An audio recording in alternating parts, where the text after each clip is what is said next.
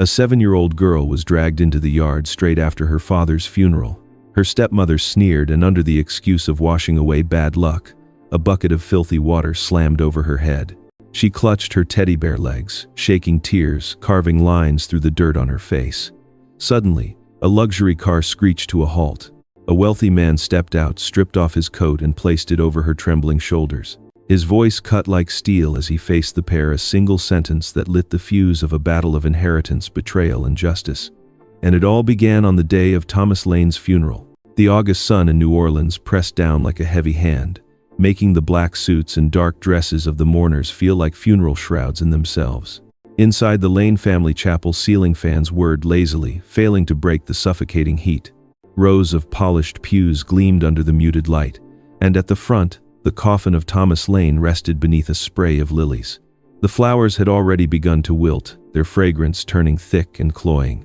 Sophia Lane, a girl of 7, stood only a few steps from the casket. Her small frame looked even smaller against the carved oak wood, her dress wrinkled from hours of sitting still. She clutched a ragged cloth doll against her chest, pressing her chin into its faded fabric. The doll, once pink, was dulled to gray, but it was her treasure, the last gift from her father. She did not know that it carried more than just memory. Clara Lane was a striking woman in her mid-30s, her black dress tailored perfectly, her veil dramatic, her sobs perfectly timed. She dabbed at her eyes with a lace handkerchief, leaning heavily against sympathetic guests, sighing as if her heart might collapse at any moment. To those gathered, she looked the part of a grieving widow. Yet Sophia noticed something that the others did not. Whenever no one was looking, Clara's eyes hardened, her mouth flattened into a thin, impatient line. When the last of the guests had filed out, murmuring condolences and fanning themselves with folded programs, the chapel grew quiet. The double doors shut with a dull thud, sealing the air. The echo of the organ lingered only in memory. Clara's performance ended at once. She straightened, snapped the handkerchief, closed, and exhaled in relief, as though she had been enduring a tedious show.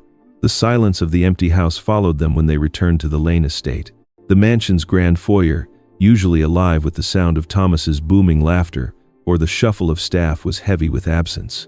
Sophia trailed behind her doll, pressed tightly against her ribs. She watched as Clara slipped off her veil and tossed it onto the marble table without care. A sudden sound made Sophia start.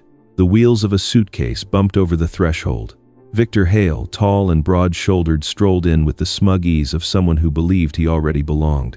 His gray suit clung too tightly in the heat, but his smile was cool. He set the suitcase down with a heavy thud, the sound echoing up the staircase. Sophia blinked at him in confusion. "Uncle Victor," she whispered. He was not family, though. Her father had once introduced him as an old business associate. Why did he come with luggage as if he meant to stay? Victor gave her a long, amused look. "Not Uncle, sweetheart," he said with a smirk. "Just Victor." He turned to Clara, brushing a hand across her shoulder in a gesture that was too familiar, too comfortable for a woman who had just buried her husband. Clara's laugh was sharp, brittle. "Finally," she said under her breath, her voice stripped of mourning.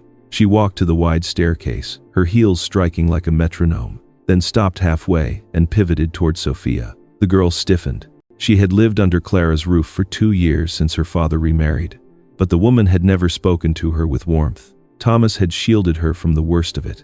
Now he was gone. Sophia, her voice trembling, tried to find a way to please. Can I clean the house for you?" She offered the words like a peace token, small and desperate. Clara's expression twisted as though the child's presence were an insult. She let out a bitter laugh, her voice cutting through the still air. You don't belong in this house anymore. From now on, I am the lady of this estate, and I decide who stays. And you little pest are nothing but bad luck." The words struck Sophia harder than any slap. She hugged her doll tighter, its stitched smile mocking her pain.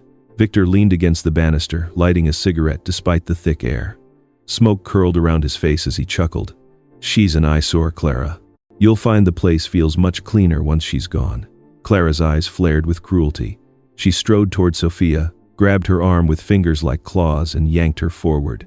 The girl stumbled, her shoes scraping against the marble, the doll nearly tumbling from her grasp. "Let me go, please," Sophia's voice cracked, but Clara only dragged her across the foyer and out through the side door. The midday heat struck them both as Clara shoved open the kitchen door and reached for a bucket that had been left by the back steps. The water inside was murky, tinged with grease from scrubbing pans. Clara hoisted it easily, her face hard with contempt. "You are cursed, Sophia. Do you hear me? Everything you touch rots. Your mother is dead, your father is dead, and I will not let your shadow pollute this house." Sophia's mouth opened in horror, but the water came before she could answer. It cascaded over her, drenching her thin dress, plastering her hair to her face. The filth stung, her eyes ran into her mouth. She gasped, choking on the taste of grease and grit. Her knees buckled and she crumpled onto the steps, clutching her doll, though it was soaked through. Victor leaned against the doorway, exhaling smoke with satisfaction. Clara tossed the empty bucket aside, the clang echoing like judgment. From the corner of her eye, Sophia caught movement. Across the street, a curtain shifted, a neighbor peeking out. Their gaze met hers for a fleeting second. Then the curtain dropped shut. Another window closed with a slam. One by one, doors locked. No one would help. The sun beat down on the small, trembling figure curled on the steps. Flies buzzed around the stagnant puddle. The world had turned away. Sophia pressed her face into the damp cloth of her doll, muffling her sobs. For the first time, the house no longer smelled like home, but like an empty shell waiting to devour her. And in that hollow silence, something darker seemed to gather, an omen that the cruelty she had just endured was only the beginning. The world around Sophia seemed to close in the bucket, clattering against stone, the windows shutting the silence heavier than the summer heat. She clung to her doll, her breath ragged, her soaked dress clinging to her trembling body. The low growl of an engine broke the stillness. Tires crunched against the gravel drive, and a sleek black Cadillac rolled to a stop just beyond the gate. Its polished surface mirrored the harsh sunlight, a glint of power and wealth arriving uninvited. From the driver's seat stepped a tall man with dark hair threaded faintly with silver at the temples. He carried himself with the assurance of someone used to walking into boardrooms where billions were at stake. Yet his eyes betrayed a quick human flash of pain at the sight before him. Jonathan Reed, hotel magnate. A man whose name filled financial magazines froze when he saw the small girl crumpled on the steps. He knew that face. Not the child's, but the memory of her father. The man who had once handed him a lifeline when he was little. More than a dreamer with nothing in his bank account but overdraft notices. Thomas Lane had written him his first loan check, had said, "I believe in you, son. Don't make me regret it." Jonathan had built an empire from that seed, and now Thomas was gone, leaving behind this fragile child. Sophia lifted her head. Through the curtain of wet hair, her eyes wide with fear fixed on him. For a heartbeat, Jonathan saw himself years earlier, beaten down by life, waiting for someone, anyone, to reach a hand. Without hesitation, he shrugged off his tailored jacket. The air shimmered with heat, but he wrapped the garment around Sophia's thin shoulders, its weight swallowing her small frame. He crouched, his voice low but sharp enough to cut through the stagnant air. "This is how you treat Thomas's daughter." Behind him, the door swung open with a bang. Clara stood framed in the shadow, her eyes flashing with irritation at the interruption. Victor followed, cigarette dangling from his lips, a smirk tugging at his mouth. Victor exhaled a ribbon of smoke and leaned casually against the doorframe. "Stay out of family matters, Reed. You've got your hotels and headlines. This house isn't your business." Jonathan rose to his full height, squaring his shoulders. He turned his head slowly, his gaze sweeping over Clara's painted grief and Victor's smug defiance. "Family matters." His voice carried the kind of calm that shook more than a shout. "Thomas was my friend. He gave me everything when I had nothing. And now I find his child cast out like trash." Clara's laugh was brittle, a sound meant to cover the unease flickering in her eyes. "You don't understand. The girl is stubborn, disrespectful. She makes everything harder than it needs to be. Sometimes discipline looks cruel, but it's necessary." Jonathan's jaw tightened. He looked down at Sophia, shivering under his coat, her doll pressed desperately to her chest. The child said nothing, but her silence screamed louder than Clara's excuses. He turned back, his words deliberate. "I won't stand here and argue about what discipline means to you. This child is coming with me." For the first time, Clara faltered. Her mouth opened, then snapped shut. Victor pushed off the doorframe, straightening, his expression darkening. "You can't just take her. You've got no right. The estate, the guardianship, it all falls to Clara now." Jonathan's eyes narrowed. "Guardianship is earned by care, not claimed by cruelty." His tone was steady, but beneath it ran the force of an unspoken threat. He would not be intimidated, not by legal tricks or whispered affairs.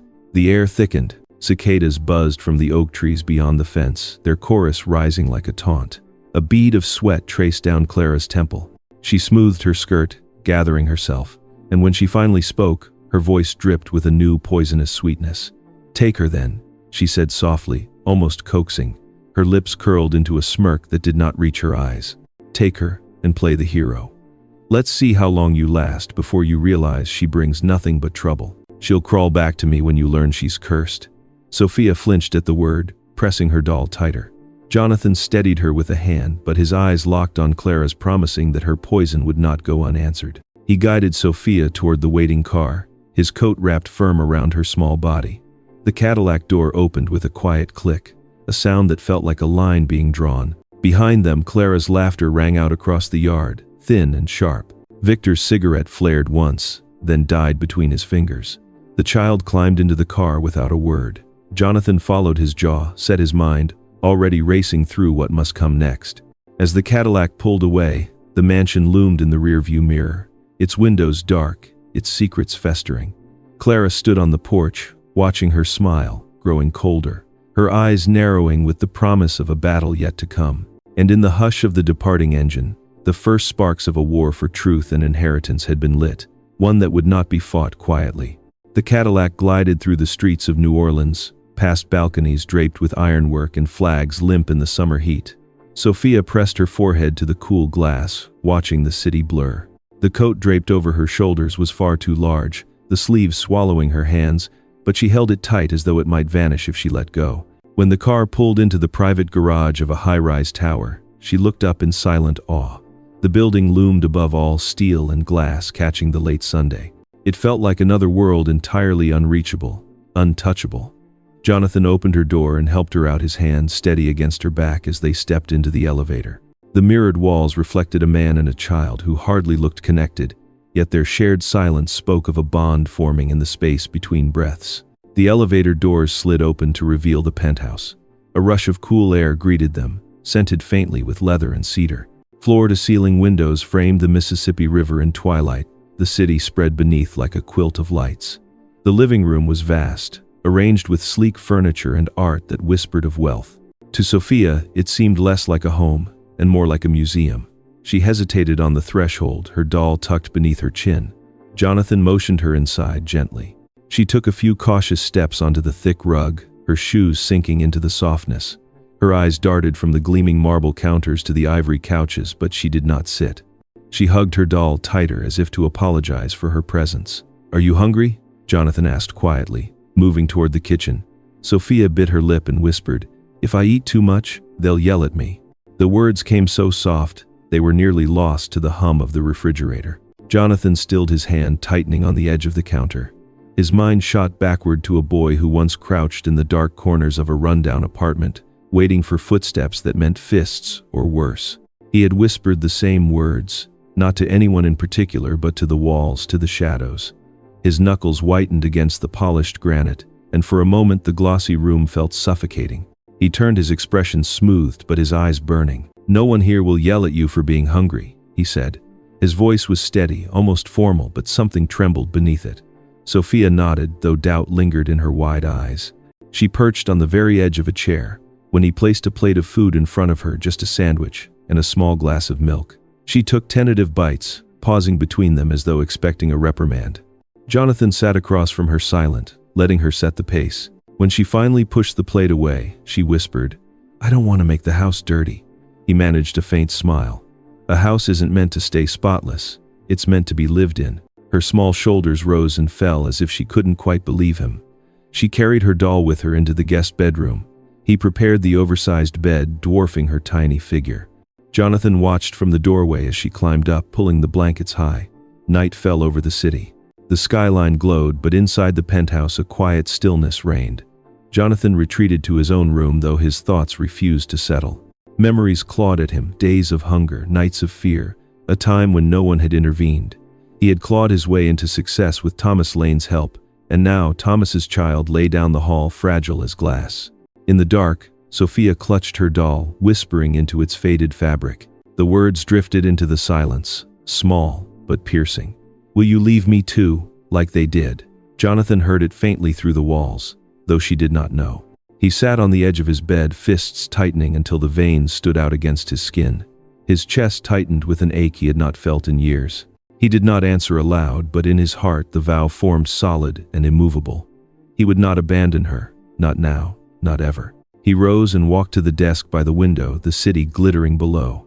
Opening his laptop, he typed a message to an old lawyer friend, a man who owed him nothing but respected his word. The subject line was short: urgent guardianship inquiry. Jonathan paused his reflection, caught in the glass beyond the screen. Behind him the penthouse gleamed like a fortress, yet he knew shadows waited outside, circling. The war that Clara and Victor had begun was far from over, and as the cursor blinked on the screen, the future hovered like a storm on the horizon, promising that what had begun in cruelty would end only in reckoning. The penthouse was quiet, the steady hum of the city muffled by thick glass. Sophia sat curled on the wide armchair, her knees drawn up, her doll tucked beneath her chin.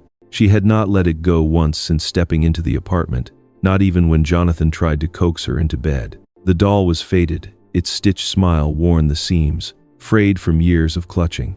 As Jonathan cleared away the untouched food from the table, a faint tearing sound made him glance over. Sophia froze, holding the doll up with a look of alarm. A seam at the side had split further, exposing a flash of fabric and something that glinted faintly inside. Her eyes widened. It broke. Jonathan crouched in front of her, his voice steady. "It's all right. Let me see." Reluctantly, she handed it over. With careful fingers, he widened the tear, expecting nothing more than stuffing. Instead, a small metal drive slid into his palm. He stilled, staring at it as though it had burned him. Sophia gasped softly. Her breathing quickened as memory rushed back, her father's frail voice whispering to her in the dim hospital room during his final days. "If anything happens to me, hold on to this doll. Jonathan will know what to do." Her hands shook as she pressed them against her mouth. The weight of the recollection crushed her small chest. He said you would know." Jonathan's throat tightened. The device was cold in his hand, but it radiated urgency. He rose, walked to his desk by the window, and slid the USB into his laptop. The screen flickered before opening a single audio file, its date marked only weeks before Thomas's death. He clicked play. The speakers crackled, then filled with Thomas Lane's weary voice. Weak but resolute, it cut through the room like a ghost returned. "Clara, Victor, I know what you're doing. You think I don't notice, but I've seen the papers. You want my signature when I can barely hold a pen. I've duplicated the documents. Jonathan Reed will know the truth if I don't survive." Sophia's lips parted in disbelief. She clutched the arms of the chair, her eyes brimming with tears. The audio shifted. There was movement in the background, then Clara's sharp whisper, low and venomous. "He suspects. We cannot risk him delaying any longer. Increase the dosage. He won't last the week." Victor's voice followed, cool and dismissive. "It's already arranged. By the time the board convenes, the ink will be dry." The recording ended abruptly, leaving the room in a suffocating silence. Sophia's small frame shuddered. She pressed her face into the damp doll and sobbed, the sound tearing out of her throat with more force than her 7 years should have carried. "They killed my dad. They killed him." Jonathan stood motionless, staring at the screen. His friend's voice still echoed in his ears, carrying trust, desperation, and certainty. He could see Thomas's face as if he were standing there, the man who had once leaned across a diner table handing over that first loan check with a smile. Now that same man had been poisoned in his own home by those closest to him. Jonathan's hands trembled, then curled into fists. He forced himself to breathe, to stay grounded. He knelt before Sophia, resting a hand on the back of her chair. "Sophia," he said slowly, his voice hoarse. "Your father knew. He tried to protect you. He left this for us to find because he trusted we would make it right." She lifted her tear-streaked face. "But he's gone, and they're still there." Jonathan met her gaze, steady as stone. "Yes, they are still there, but they will not win." She searched his eyes, desperate for something to hold on to. "Do you promise you won't let them hurt me?" He took her small hand gently into his. "I promise you. As long as I breathe, you will not face them alone." The words carried more than comfort. They were an oath binding him not just to the child before him, but to the memory of Thomas, to the debt he had always carried silently. He rose, pacing once, the city's glow spilling across the glass behind him. The file had confirmed what he already suspected, that Thomas had been trapped, isolated, surrounded by treachery in his own home. Clara and Victor had controlled every avenue, from the doctors who prescribed medication to the staff who obeyed orders. Thomas had not been able to fight back, not directly. His only weapon was foresight, and he had used it to place this evidence into the one place no one would look, the doll clutched night and day by his daughter. Jonathan exhaled slowly. "This isn't just repayment," he murmured, the words falling heavy into the silence. "This is justice." Sophia blinked at him, her sobs softening though her body still trembled. She did not understand the depth of what justice would require, but she clung to the certainty in his voice. Jonathan returned to the desk, closing the laptop with deliberate care. He knew this was no longer a private matter of guardianship or charity. It was a war for truth, for legacy, and for the safety of a child who had been left with nothing but a broken doll and a father's last whisper. He stared at the skyline, the city lights flickering like embers. Somewhere out there, Clara and Victor believed themselves untouchable. They believed they had buried their crimes with Thomas. But the evidence now sat in his hands. And Jonathan Reed had never been a man to walk away from a fight. The next morning, Jonathan guided Sophia through the grand doors of the New Orleans Public Library.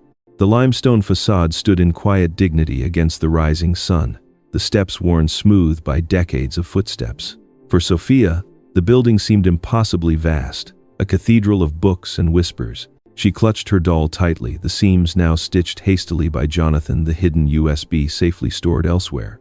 Inside, cool air washed over them, scented faintly with paper and polished wood. The silence here was different from the silence of the Lane mansion.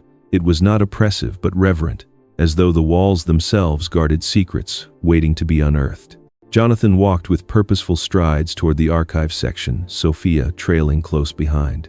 Behind a wide oak desk sat Helen Brooks, a woman in her 50s with sharp eyes behind rectangular glasses. Years of combing through dusty ledgers and brittle documents had not dulled her presence.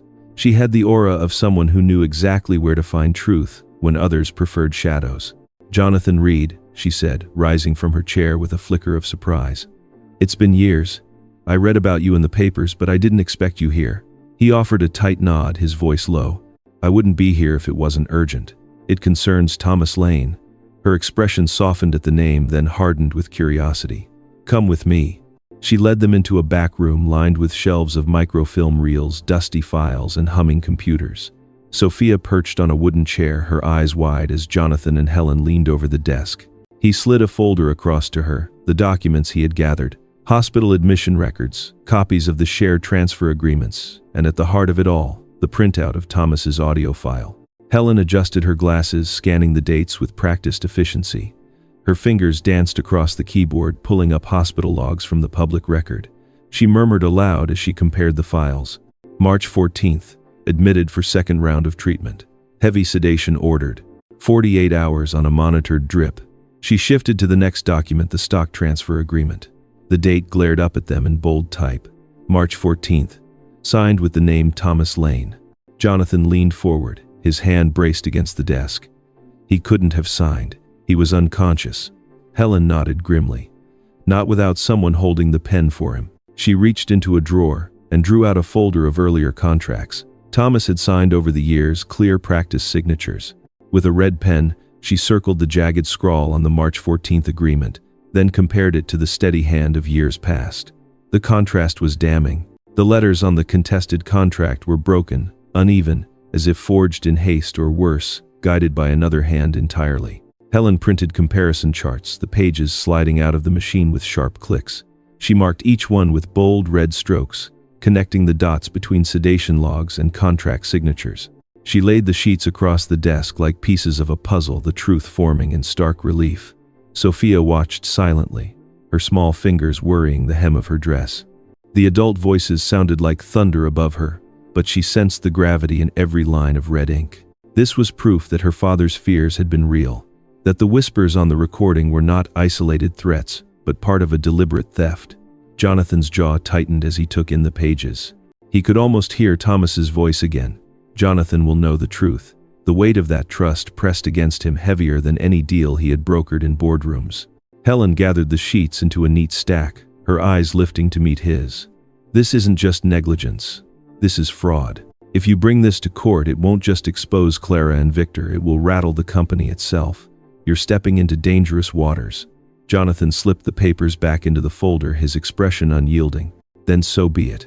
Thomas gave me my start when no one else would. I owe him more than silence." Helen studied him for a long moment, then glanced at Sophia, who sat quietly clutching her doll as though it were a shield. Her gaze softened, and for a heartbeat the stern archivist looked almost maternal.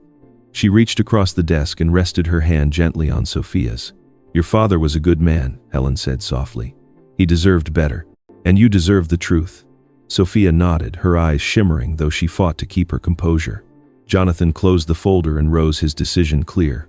But Helen's voice followed him as he reached for the door, sharper, now cutting through the stillness like a warning bell. "You've stirred a nest of vipers, Jonathan. They will strike back." The words hung in the air, lingering long after they left the library. Outside, the sun had risen higher, the heat thick on the streets, but Jonathan felt the chill of battle settling over him. The evidence was in his hands, and the war Thomas had feared was about to begin. The folder from the library weighed heavier in Jonathan's hand than its slim pages should have allowed. Every red mark Helen Brooks had drawn was a wound, proof that Thomas's legacy had been stolen with ink and deceit. But Jonathan knew paper alone would not be enough. Courts dealt in voices as much as documents, and he needed witnesses' eyes that had seen what Clara and Victor wanted hidden. The first door he knocked on belonged to Mrs. Alvarez, a widow who had lived across from the Lane mansion for more than 20 years. Her house was modest, its porch sagging beneath the weight of potted plants, wind chimes clinking in the humid air. She opened the door with wary eyes, her silver hair pulled back tightly. "Mr. Reed," she said, her voice quivering with recognition. "I saw you at the funeral." Jonathan wasted no time. "Mrs. Alvarez, you were there the day Clara threw Sophia out. You saw what she did." Her hand fluttered to her throat. I did." She stepped back, glancing over her shoulder as though someone might be listening from inside. "But I cannot speak of it. Clara has friends. Influence.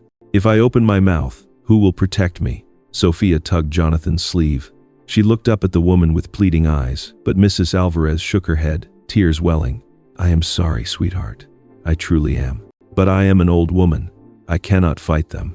She closed the door slowly, leaving the scent of mothballs and faded roses behind.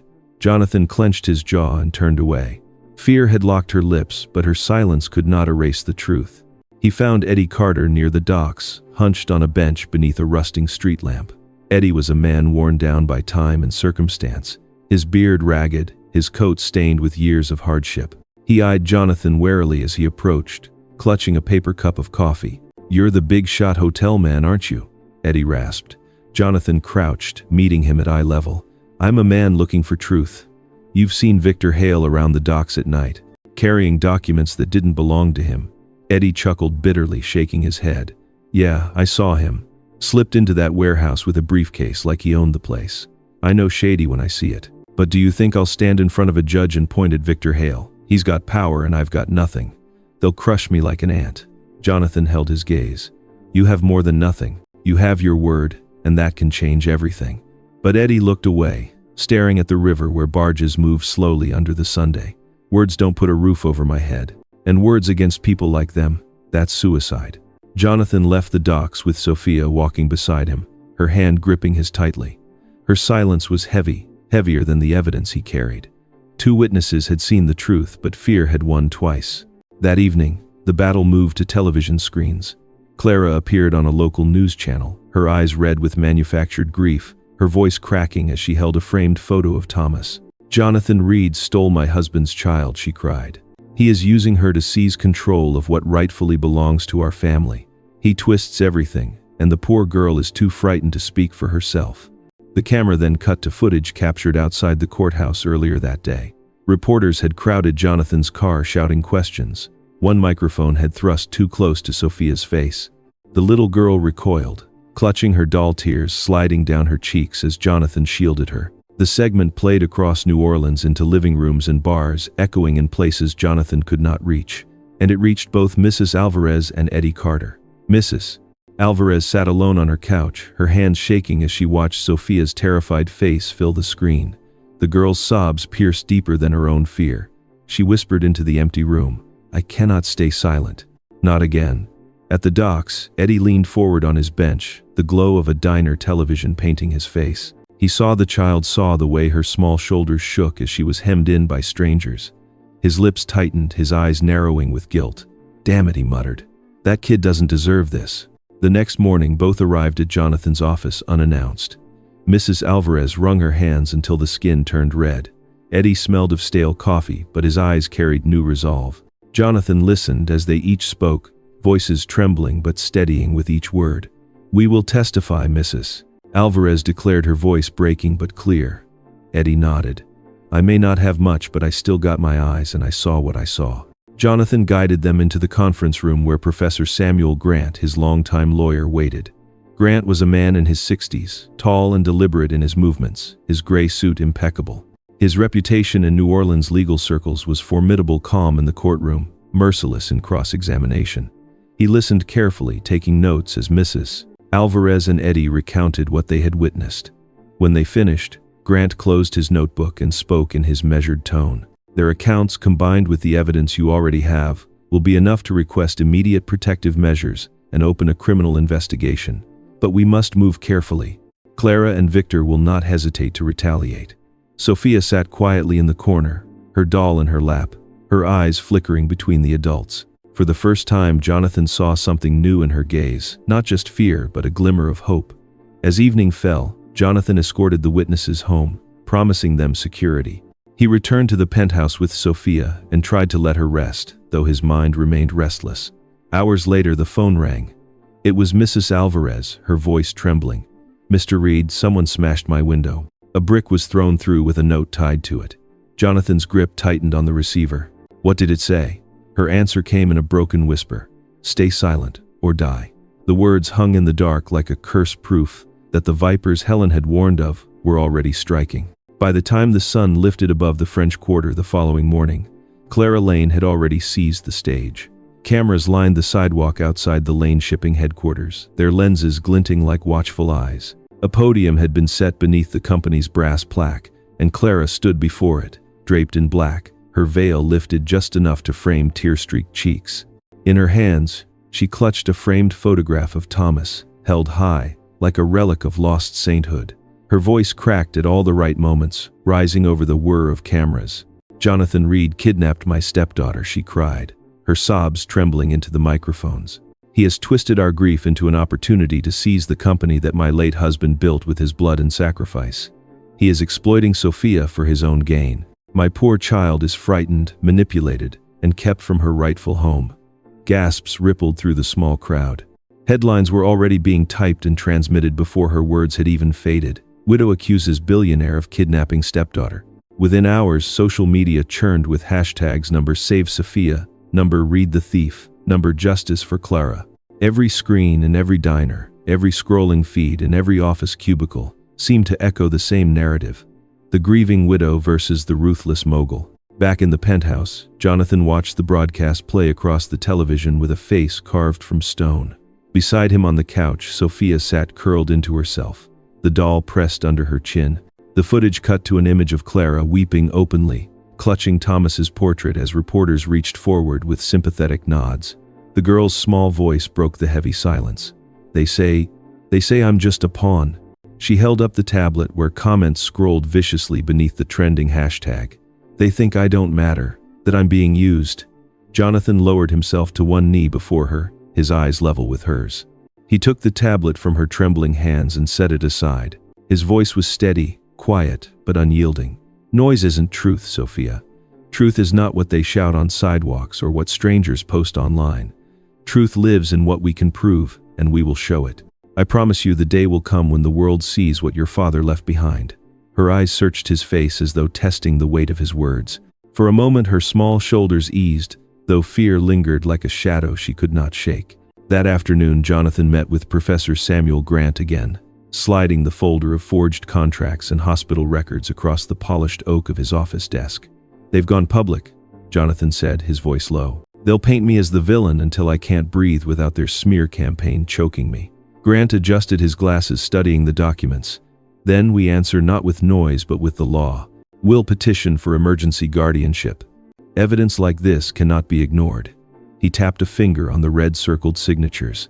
"But understand, once we file, the real fight begins. They will not hesitate to drag Sophia through the mud." Jonathan's gaze hardened. "Then we'll shield her with everything we have." By the time they left the office, dusk had fallen over the city. The Cadillac idled at the curb headlights, cutting through the gathering dark. Jonathan opened the door for Sophia, who climbed in with her doll pressed tightly against her. They had barely pulled away when a sudden swarm of figures emerged from the shadows of the courthouse steps. Reporters rushed forward, their cameras flashing like lightning in a storm. Microphones battered the air, voices overlapping in a frenzy. "Mr. Reed, did you kidnap Thomas Lane's daughter? Are you planning to take over Lane Shipping? Is Sophia just your ticket to the company?" The car slowed as the crowd pressed too close, blocking the street. One reporter thrust his face near the window, his shout cutting through the chaos. "Are you using her for assets?"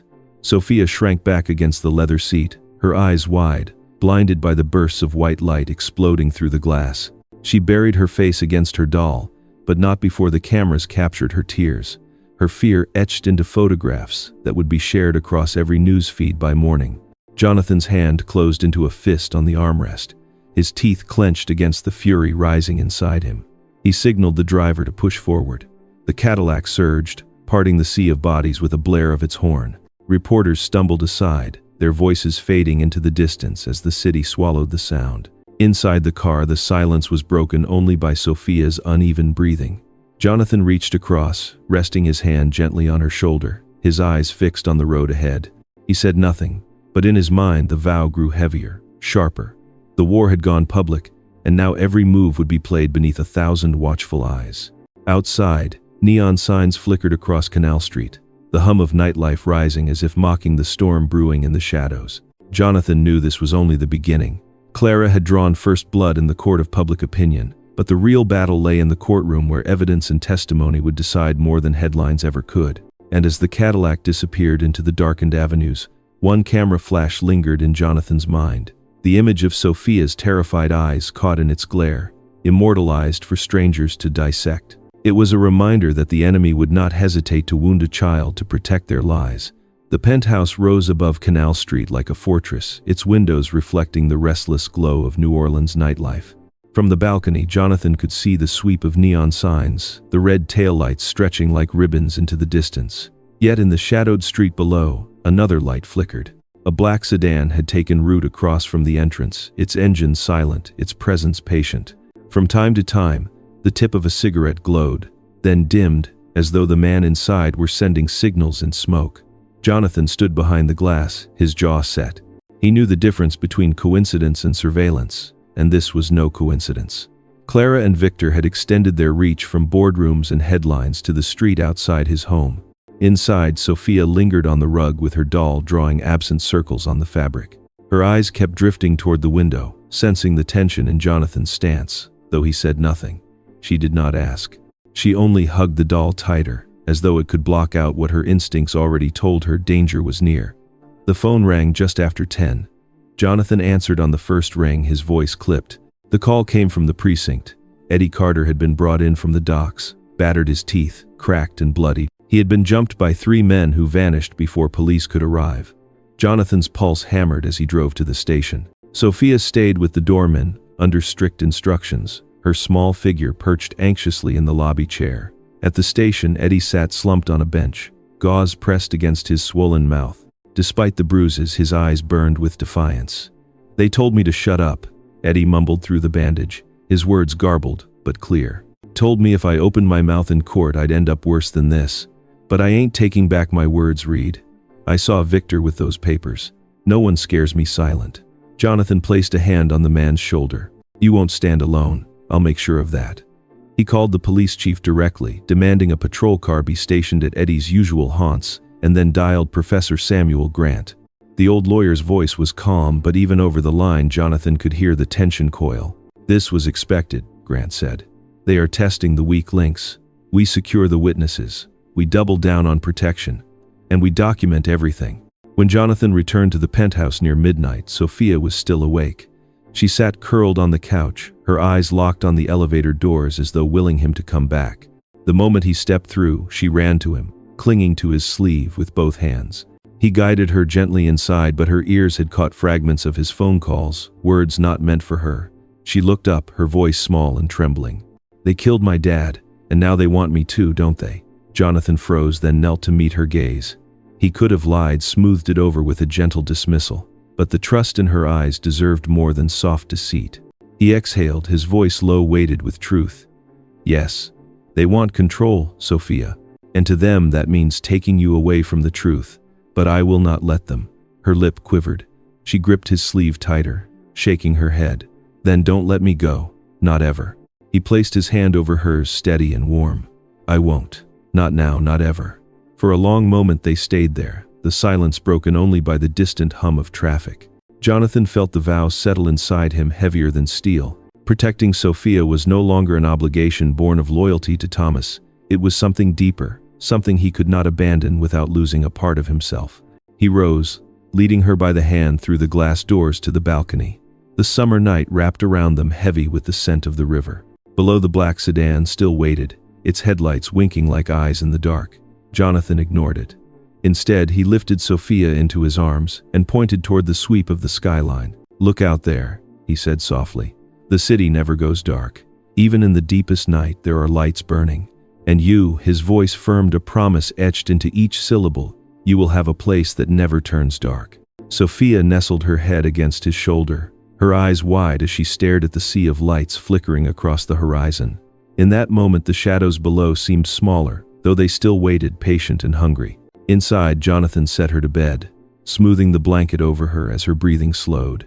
He lingered by the door, watching until her lashes lowered the doll, pressed tight against her chest. Then he returned to the balcony alone.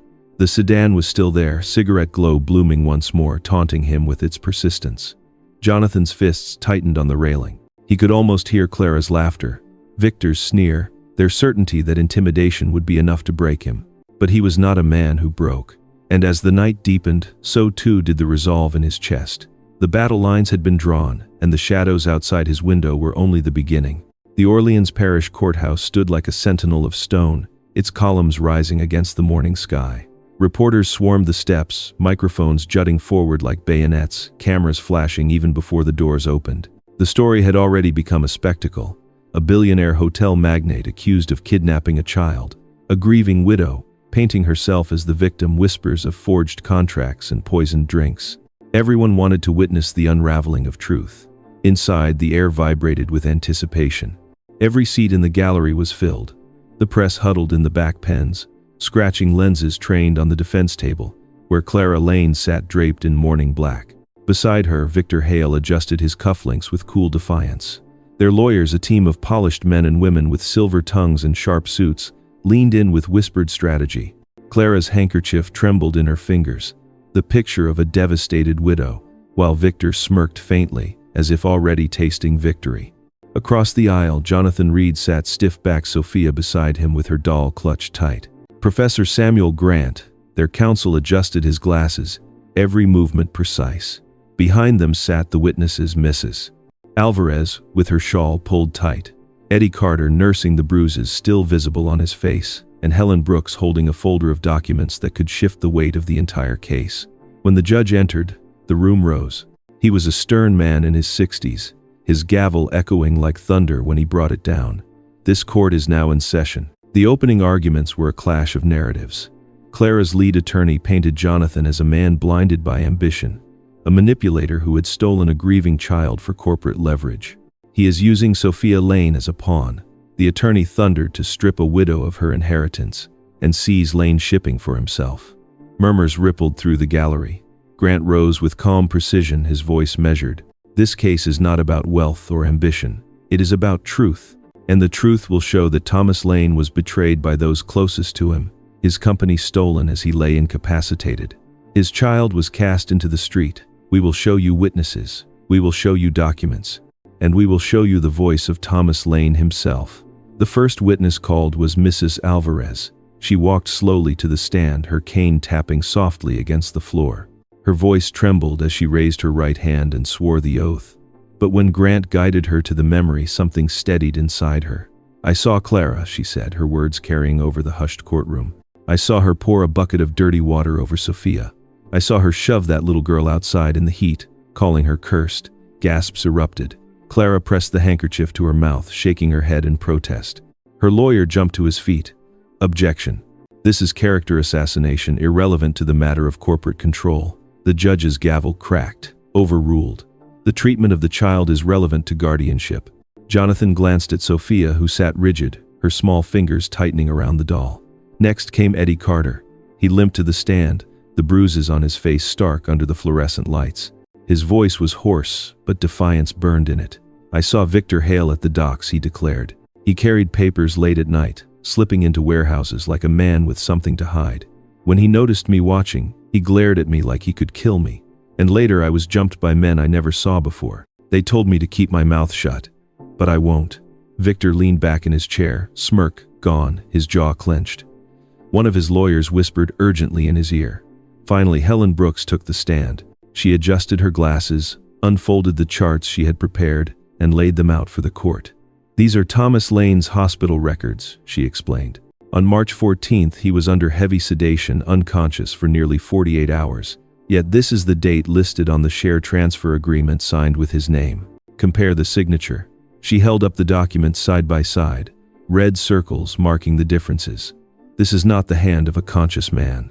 It is forgery." Clara shifted in her chair, color draining from her face. Grant rose. "Your Honor, with permission, we will now present direct evidence of conspiracy." The judge nodded. Grant pressed play on the laptop. Thomas Lane's weakened voice filled the room, the sound grainy but undeniable. "Clara Victor, I know what you're doing. You want my signature when I can barely hold a pen.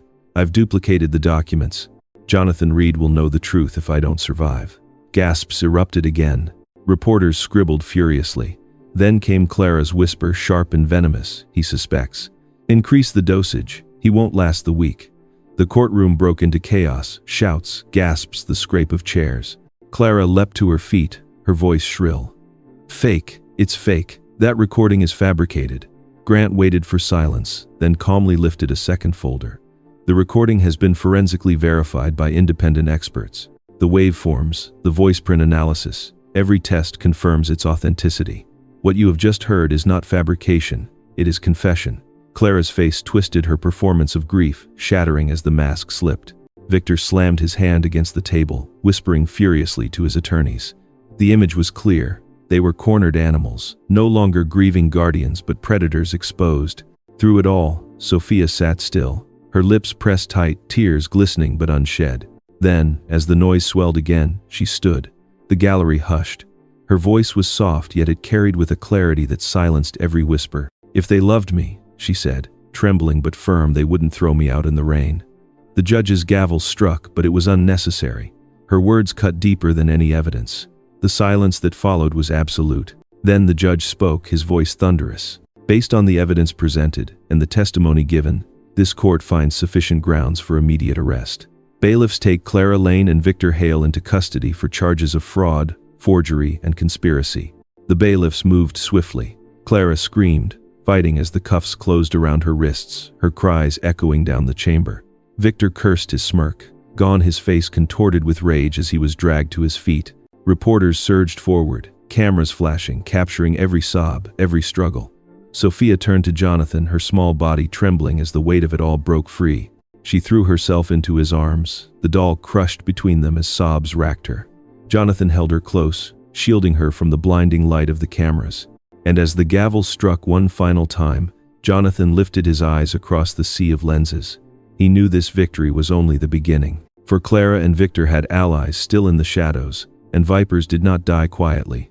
The verdict still echoed in Jonathan's mind as he walked down the courthouse steps with Sophia's hand tucked firmly in his. The reporters shouted questions. Cameras flared, but their voices blurred into meaningless static. All that mattered was the crisp order in his pocket. The court had granted him temporary guardianship of Sophia Lane. For now, she was safe under his care, shielded by law, as much as by promise. The next step was the hardest. Returning to the Lane mansion meant stepping into the very place where betrayal had flourished, where Thomas Lane's laughter had been silenced, and his daughter cast out into the heat. The house stood tall against the sky, its shutters closed, its grand columns stained by years of humidity. It no longer looked like a home, it looked like a mausoleum. Sophia froze at the gate. Her hand gripped Jonathan so tightly that her knuckles blanched. "I'm afraid of this house," she whispered, her voice so thin it might have been carried away by the breeze. Jonathan knelt beside her, his steady gaze locking with hers. "Then we won't leave it as it is," he said. "We'll change it. We'll fill it with light until it's no longer scary." She studied him for a long moment, then nodded slowly, her fingers still curled tight around his. Work began that very week. The mansion's silence was broken by the sound of hammers, the hum of sewing machines, the rustle of books unpacked from crates. Jonathan had not returned alone. He brought with him the very people who had chosen truth when fear pressed hardest. Mrs. Alvarez arrived with fabric bundles under her arm, her weathered fingers nimble as she measured windows and stitched curtains. Patterns of sunlit yellows and soft blues began to replace the heavy drapes Clara had drawn to keep out the world. Eddie Carter hauled lumber from the hardware store, his movements slow but purposeful, despite the bruises still healing across his jaw. He built shelves, sturdy and wide, ready to hold the stories and learning he had never known in his own youth. Helen Brooks directed the transformation of a side room into a reading corner. She stacked books in careful rows, each spine gleaming under the new lamps Jonathan had ordered. "Children need more than walls," she said, running her hand over the smooth wood of a freshly painted table. "They need imagination." Piece by piece, the Lane mansion shed its shroud of cruelty and began to breathe again. The air filled with the scent of sawdust and fresh paint, the hum of life pushing out the lingering shadows. Jonathan walked the halls with Sophia by his side, showing her how every corner once filled with whispers of betrayal could become a place of safety instead. But not every door opened easily. When they reached the hallway that led to Sophia's old bedroom, she stopped short. Her small frame stiffened, her eyes fixed on the door as if monsters waited on the other side. "I don't want to go in," she admitted, her voice shaking. Jonathan rested his hand gently on her shoulder. "You don't have to if you're not ready. But remember, this room doesn't belong to the past.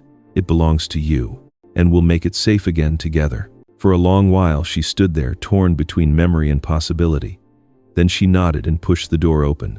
The room was exactly as it had been, left curtains drawn, dust coating the furniture, the bed neatly made, yet cold as stage frozen after the actors had fled. Sophia stepped inside cautiously, each footfall stirring faint motes in the stale air. She crossed to the bed and sat down, the mattress creaking beneath her small weight. The doll was pressed to her chest, but slowly she laid it down on the pillow as though reclaiming the space 1 inch at a time. Her voice, though soft, carried with quiet determination. "I want to hang Dad's photo here again." Jonathan's chest tightened, but he smiled, the warmth of pride softening his stern features. "Then we will." The promise lingered in the dim room, brighter than any lamp. For Sophia, the house was no longer only a place of fear. It was a canvas waiting to be remade. But outside the gates still bore the marks of intrusion, and Jonathan knew the vipers Helen had warned of were not finished. For every curtain sewn, every shelf built, there would be eyes watching, waiting for a chance to strike back. By December, the Lane mansion no longer resembled the cold mausoleum it had been. Lantern House, as Jonathan had named it, glowed with warmth.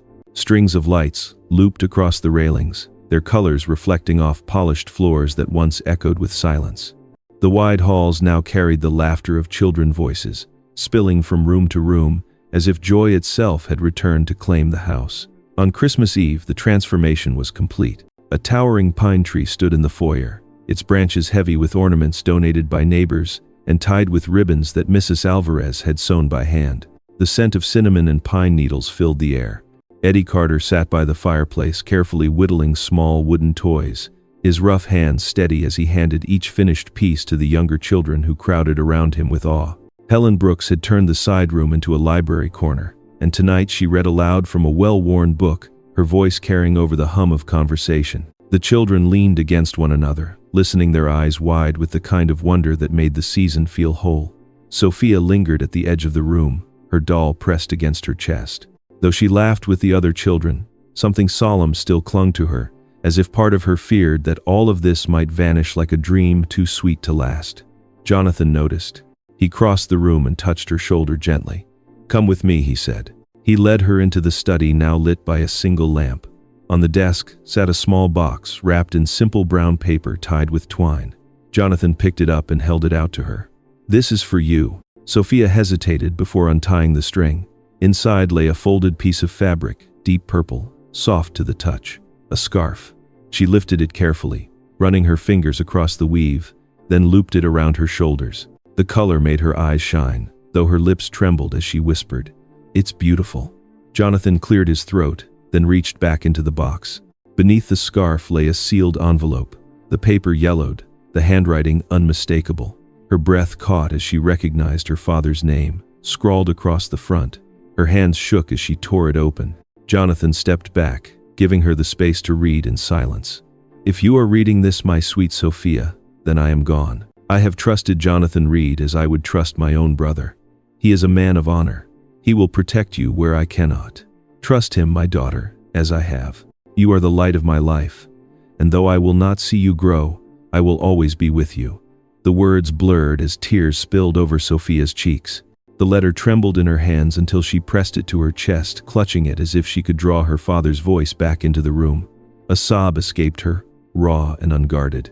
Jonathan moved to her side, his arms steady as she turned into him weeping. For a moment she could not speak. Then, with her face buried against his chest, she whispered the word that had lived in her heart but never crossed her lips. "Dad." Jonathan froze, his throat tightening.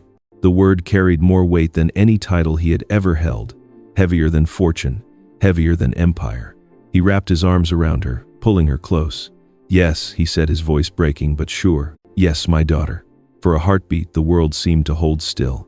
Then the sound of laughter and movement drifted from the foyer where the children had gathered around the tree. Sophia lifted her head, her tears still glistening but her smile faintly breaking through. Jonathan brushed a strand of hair from her forehead, and together they stepped back into the glow of Lantern House. The room grew quiet as the other children sensed the shift. Their games, pausing, their eyes drawn to the sight of Sophia, leaning into Jonathan's side, her scarf trailing like a banner of new belonging. Then, from somewhere near the fireplace, a single voice began to sing, soft, hesitant. Another joined, then another, until the room filled with the gentle rise of Christmas carols. The children's voices blended imperfect but pure, echoing off the walls once tainted by cruelty. Jonathan stood among them, Sophia's small hand gripping his, the music swelling around them like a promise. But as he listened, his gaze lingered on the windows beyond the lights in the tree.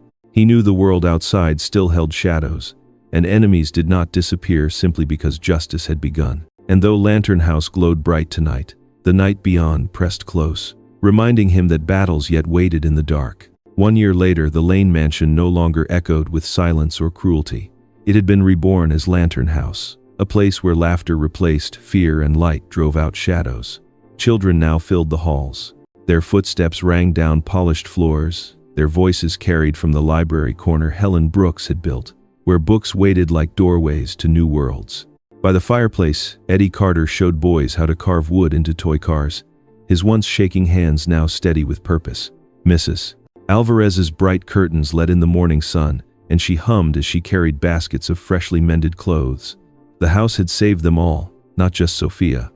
At the center of this transformation was Sophia Lane. She no longer shrank into corners but moved with confidence, her purple scarf trailing behind her like a flag of victory. She guided the younger children through the rooms, her voice quiet, yet sure, her kindness shaping the house as much as Jonathan's vision had. On a crisp winter afternoon, Professor Samuel Grant arrived, his briefcase tucked neatly under his arm. He greeted the children warmly before handing Jonathan a folder stamped with the court's seal. "It's official," he said. "Sophia is yours permanently. This house belongs to its true purpose now." Jonathan accepted the papers with quiet relief. When he looked to Sophia, she was already watching from the doorway. He opened his arms and she rushed into them. Applause rose from the children, their cheers echoing through the house like a choir of joy. Later, as evening fell, Sophia slipped into her old room. It no longer frightened her. The space now smelled of lavender and light. On the dresser rested a photograph of Thomas Lane, his smile frozen in time. She lifted the frame and placed it carefully on the wall above her bed. Her voice trembled, but it was steady enough to carry. "Dad, I kept your promise." Jonathan stood in the doorway, his eyes misting as he whispered, "And I kept mine." Snowflakes drifted outside the tall windows, blanketing the steps where Sophia had once collapsed in despair. Lantern House glowed warmly against the night, its windows blazing like beacons. No longer a house of betrayal, it had become a sanctuary of justice, healing, and hope. Stories like Sophia's remind us that darkness can only hold power until someone dares to shine a light. Betrayal, cruelty, and fear can break hearts, but courage, truth, and compassion can rebuild them stronger than before. Lantern House stands as more than just a home. In this story, it is a symbol that no matter how deep the shadow's light, always finds a way back. And perhaps that is the lesson for all of us. When we see injustice, we must not turn away, like the neighbors who closed their curtains. We must be the ones who step forward like Jonathan did to protect the innocent and carry the promises of those who came before us. If this story touched your heart, please like, share, and subscribe. Your support helps us bring more powerful stories of justice, healing, and hope to life. Together, we can keep the lantern burning.